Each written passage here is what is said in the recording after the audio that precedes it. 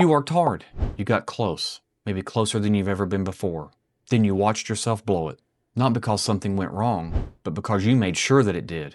You picked a fight, you stopped showing up, you convinced yourself that you really didn't even need it anyway. And the worst part? Something inside you knew exactly what you was doing, but you couldn't stop it. Today, we're talking about self-sabotage and what you can do to fix it.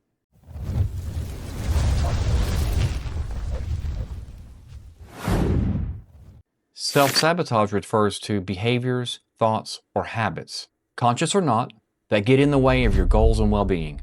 It's what happens when you genuinely want something and work for it, but you keep undermining your chances of getting it. This is what makes self-sabotage so confusing. From the outside, shoot, even from the inside, it looks like you just don't care. It looks lazy, inconsistent. You just keep getting in your own way for no reason. But somehow, somewhere, your brain learned that certain things are not safe. Success, intimacy, failing, being noticed by others, actually getting what you want and then having to hold on to it. So when you start getting too close to things, your nervous system doesn't celebrate, it starts to pull away. Not because you don't want it, but because part of you believes it's not safe to have. Before we go any further, I want to make a clear distinction between two separate things. Some of you may be sitting here watching this video and say, but that looks a lot like avoidance. But avoidance is when you keep away from or withdraw from something undesirable. You never did reach for it. Self-sabotage is completely different. You do reach for it. You do start the process. You make progress towards the goal. And then, bang, something inside you starts to happen. You start to self-sabotage and work against yourself.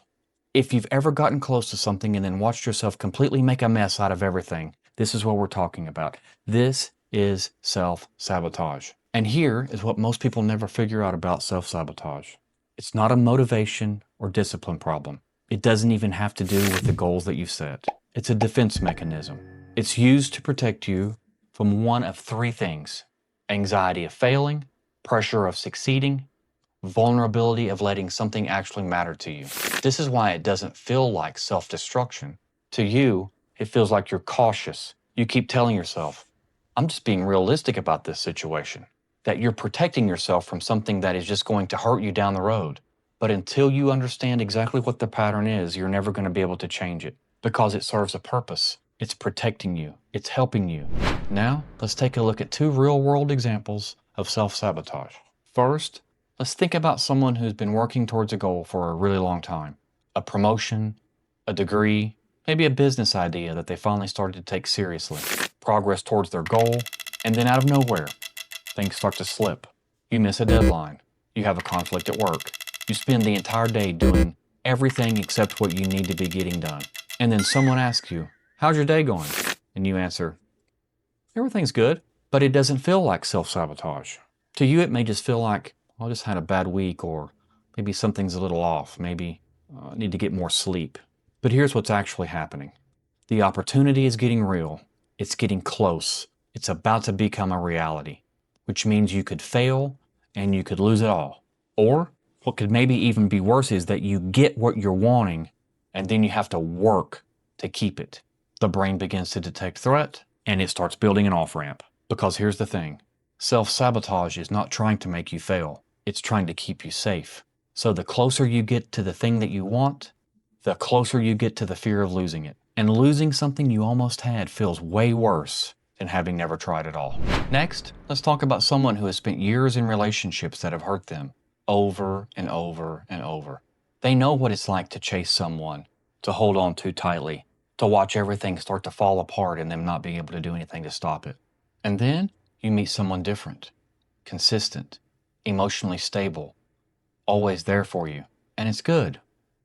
Finally, something good. But instead of settling into this healthy relationship, you begin to pull away. You find little things to pick at. You start arguments, often arguments that don't even make any sense or have no reason. One moment of friction, one data point, and the brain has already written the final ending. I always lose the good ones. But here's what really is happening. You learned early on that closeness has a cost, that good things have expiration dates, and that needing someone is the quickest way for you to get hurt. So when something real, something stable, something secure shows up in your life, the brain's threat response kicks off way before you can ever logically talk yourself out of it.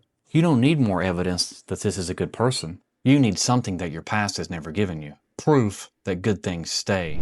Now, let's talk about how to fix it. Logic and reason cannot fix self-sabotage. Awareness helps, it matters, but it alone cannot break the pattern. Step 1, identify your triggers. This means start paying attention to when the pattern shows up. Does it happen when things are going well? When you're getting close to someone in a relationship? When a deadline starts to draw near? When someone puts expectations on you? Or when you're about to make some sort of critical decision about your life? In that moment, you're not analyzing, you're just watching. Because in all reality, you can't change something that you can't see. Once you start noticing the triggers, watch what you do next. Do you procrastinate? Do you pick a fight? Do you talk yourself out of things that you know you need to be doing?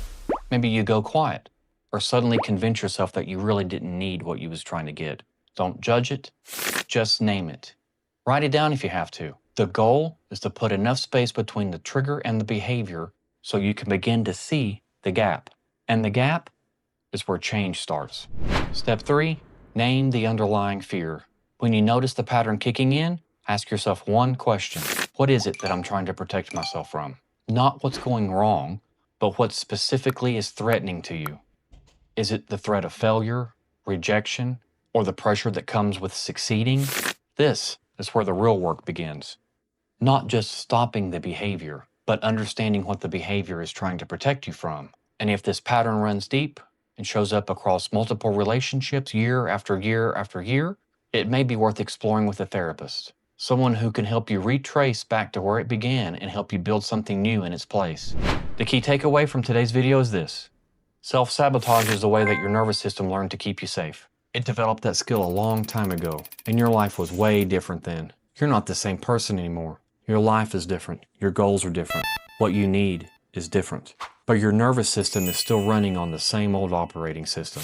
You're not going to catch the pattern every time. But if you can start seeing it sooner, you can begin choosing something different. And that's how these patterns begin to change over time. If this video describes a pattern of behavior that you've been dealing with in your life, then please drop a comment in the section below.